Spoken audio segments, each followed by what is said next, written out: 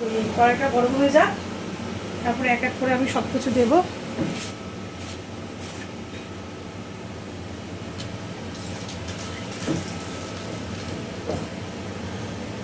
এই যে আমি এখানে ফ্রাইড রাইসটা করবো, তাই এখানে কড়াইয়ের মধ্যে তেল দিব। তো কড়াইটা একটু গরম হয়ে যাক, কড়াইটা যেহেতু একটু ভিজা আছে, জল দিলে এর মধ্যে ফুটে উঠবে।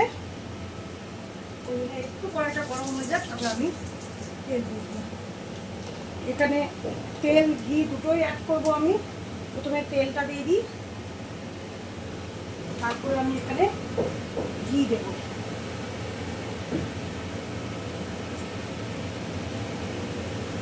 ঘি দিয়ে দিলাম,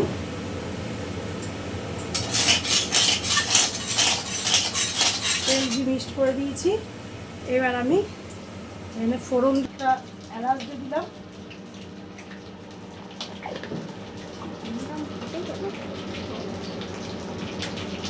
এলাচ দিয়ে দিয়েছি কয়েকটা। এবার আমি কিছু জিনিস দিয়ে দিব, যেমন আমি কিন্তু ফ্রাইড রাইস করতে গেলে একটু পেঁয়াজ দিই, তো সেই রীতিমতো করে যে পেঁয়াজ দিয়ে দিলাম।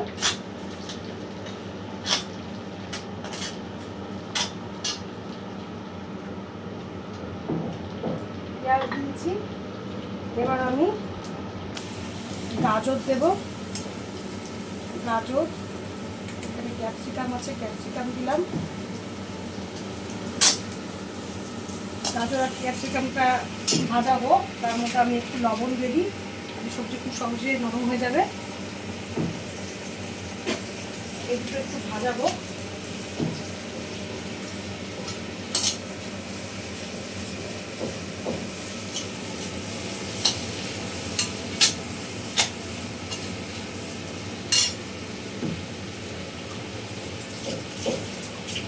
এগুলো কিন্তু আমার মাংসও কষছে, এই দেখো মাংস।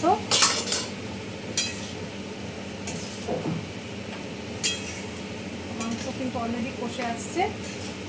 আর একটু কষুক মাংসটা, তারপরে আমি অল্প একটু জল দিয়ে দিব।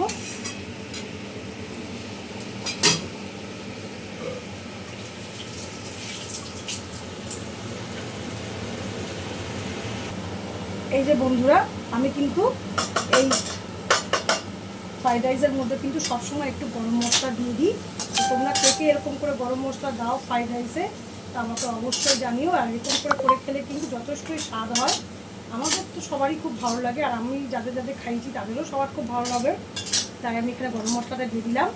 আর এখানে দেখো আমি একটু রসুনও দেবো, রসুন একটু গোটা রসুন দিয়ে দিচ্ছি কয়েকটা, তারপর মনে সেদ্ধ হবে। এটা সেদ্ধ হোক, ভালো লাগবে খেতে মাংসটা আরও।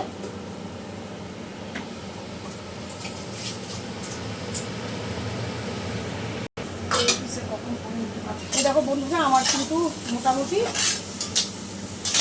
ফ্রাইড রাইসের সব রকম সবজি কিন্তু ভাজা হয়ে আসছে। আর একটু ভাজা হলেই কিন্তু আমি ফ্রাইড রাইসের চালটা ঢেলে দেব। আর আমি আমার বাড়িতে সবাই না একটু ফ্রাইড রাইসের মধ্যে যদি একটু মানে মিক্স ফ্রাইড রাইস করি, তাহলে সবাই খুব ভালো খায়। তো আমি অবশ্যই একটা এর পাশে একটা ডিম আমি দিয়ে দিচ্ছি, একটু ঝুড়ির মতো করে দিয়ে দিব। ফ্রাইড রাইসের খেতে ভালো লাগবে। আমার ছেলে মেয়ে হাজব্যান্ড সবাই কিন্তু খুব ভালোবাসে এভাবে খেতে।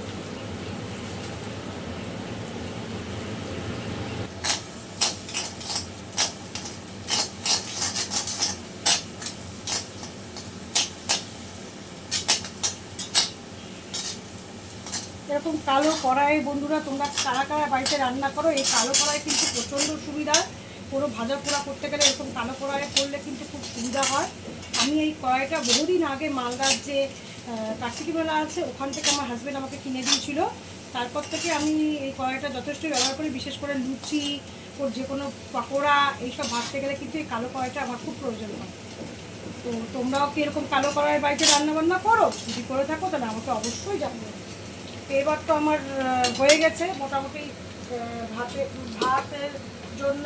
এবার আমি মানে ভাজা হয়ে আমার ফ্রাইড রাইসের চাল কিন্তু ভাজা হয়ে গেছে, চাল তো না সবজি ভাজা হয়ে গেছে। এবার আমি কিন্তু ভাতগুলো ঢেলে দেবো।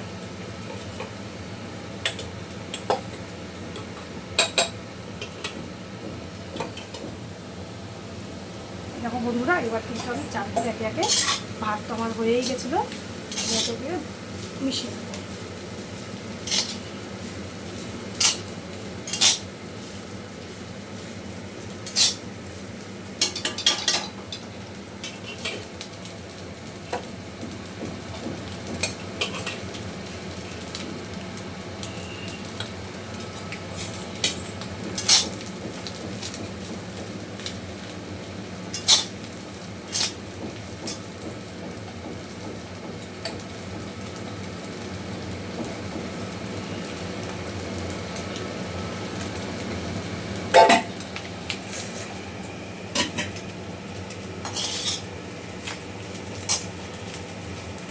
ফ্রাইড রাইস করা কিন্তু খুবই সহজ বন্ধুরা।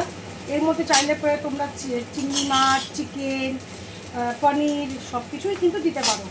যে যত যেরকম খেতে করে ভালোবাসে সে সেরকম জিনিস দিয়েই কিন্তু এই ফ্রাইড রাইস তৈরি করতে পারে।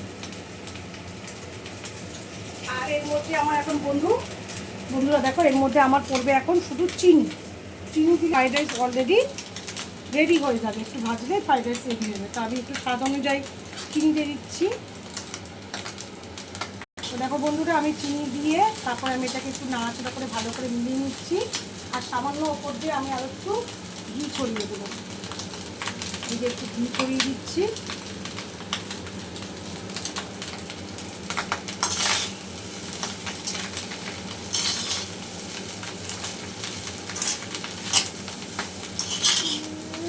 দেখো আমি কিন্তু ঘি ছড়িয়ে দিলাম।